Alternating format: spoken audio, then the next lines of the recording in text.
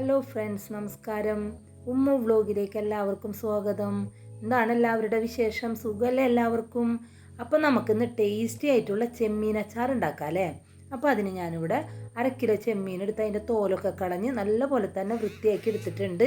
പിന്നെ ഒരു പാത്രത്തിലേക്ക് 1/2 ടീസ്പൂൺ മുളക് പൊടിയും 1/4 ടീസ്പൂൺ മഞ്ഞൾപ്പൊടിയും ഇതിലേക്ക് ആവശ്യത്തിനുള്ള ഉപ്പ് ഇട്ട് കൊടുത്ത് കുറച്ച് വെള്ളം ഒഴിച്ചിട്ട് നമുക്കതൊന്ന് യോജിപ്പിച്ചെടുക്കാം കേട്ടോ. ഇനി ഈ മസാലയിലേക്ക് നമ്മൾ വൃത്തിയാക്കി വെച്ചേക്കണ ചെമ്മീനിട്ട് നല്ലപോലെ തന്നെ തേച്ച് പിടിപ്പിക്കണം. ഒരു അരമണിക്കൂർ അത് റെസ്റ്റ് ചെയ്യാൻ വേണ്ടി മാറ്റി വെച്ചിട്ടുണ്ട്. ഇപ്പോൾ ഒരു അരമണിക്കൂറൊക്കെ ആയിട്ടുണ്ട്. ഞാനൊരു പാത്രം അടുപ്പത്ത് വെച്ച് അതിലേക്ക് കുറച്ച് വെളിച്ചെണ്ണ ഒഴിച്ച് കൊടുത്തിട്ട് നമുക്കിതൊന്ന് പൊരിച്ചെടുക്കാം കേട്ടോ. അപ്പോൾ ചെമ്മീനെല്ലാം ഇതിലേക്ക് ഇട്ട് കൊടുത്ത് ഇങ്ങനെ നിരത്തി വെച്ചിട്ടുണ്ട് ഞാൻ.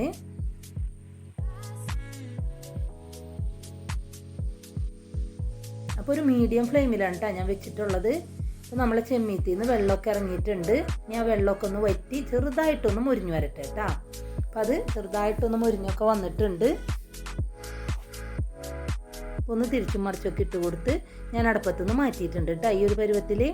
പിന്നെ ഒരു ചീനച്ചട്ടി അടുപ്പത്ത് വെച്ച് അതിലേക്ക് നമ്മളുടെ നല്ലെണ്ണ ഇല്ലേ, എള്ളെണ്ണ, അത് ഒഴിച്ചു കൊടുത്തിട്ടുണ്ട്. ഏകദേശം ഒരു 100 ഗ്രാമോളം ഒഴിച്ചിട്ടുണ്ട്. പിന്നെ ഞാൻ കുറച്ച് വെളുത്തുള്ളിയും ഒരു കഷ്ണം ഇഞ്ചിയും ഒരു 7 പച്ചമുളക് ചതച്ചതും ഇട്ട് കൊടുത്തിട്ടുണ്ട്. ഇനി അതിലേക്ക് കുറച്ച് കറിവേപ്പിലയും ഇട്ട് കൊടുക്കുന്നുണ്ട്.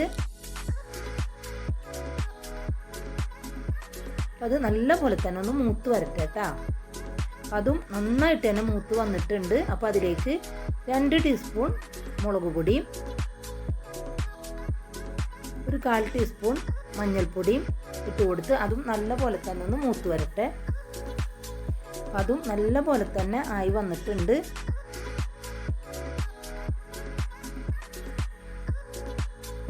ഇനി ഇതിലേക്ക് ഒരു 1/4 ഗ്ലാസ്സിൽ സുർക്ക എടുത്തിട്ട് ഒഴിച്ചു കൊടുത്തിട്ടുണ്ട്.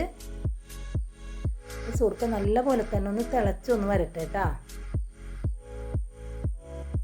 അപ്പോൾ നമ്മൾ ഇതിലേക്ക് ഉപ്പ് ഇട്ടിട്ടുണ്ടായിരുന്നില്ല. അപ്പോൾ ഞാൻ കുറച്ച് ഉപ്പ് ഇട്ട് കൊടുക്കുന്നുണ്ട്. എല്ലാം കൂടി നല്ലപോലെ തന്നെ ഒന്ന് ഇളക്കിയൊക്കെ യോജിപ്പിച്ച് അതൊന്ന് കുറുകി വന്നിട്ടുണ്ട്. അപ്പോൾ ഈ സമയത്ത് നമ്മൾ പൊരിച്ചു വെച്ച ചെമ്മീനും ഇതിലേക്ക് ഇട്ട് കൊടുക്കുന്നുണ്ട്. എന്നിട്ട് എല്ലാം കൂടി നല്ലപോലെ തന്നെ ഒന്ന് ഇളക്കിയൊക്കെ യോജിപ്പിക്കണം.